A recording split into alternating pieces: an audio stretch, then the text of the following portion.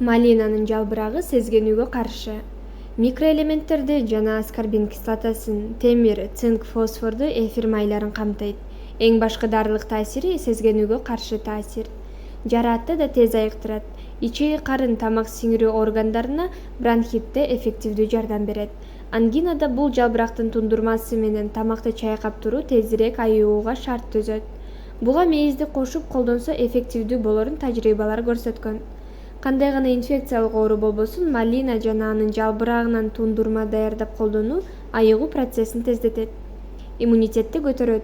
Курамында С витамини иммундук системаны гана көтөрбөстөн, темирдин тезирээк сиңишин камсыздайт. Бүйлөнүү, кан тамырларды бекемдейт.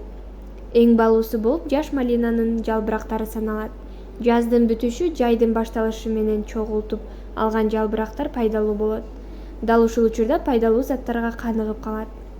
Аллергиясы барларга жана кош бойлуулуктун 36-37 жумасына чейин колдонууга чектөө бар. Тундурма төмөнкү эреже менен даярдалат. Кургатылган майдаланган жалбырактан 5 аш кашыгын 1,5 литр кайнак сууга демдеп, 2 саат тыныктыруу керек. Андан кийин колдонууга мүмкүн. Ал эми кайнатмасы геморройду дарылоодо эффективдүү. Ай күнүнө жетип калган кош бойлуулар колдонсо, жатынды төрөткө даярдайт.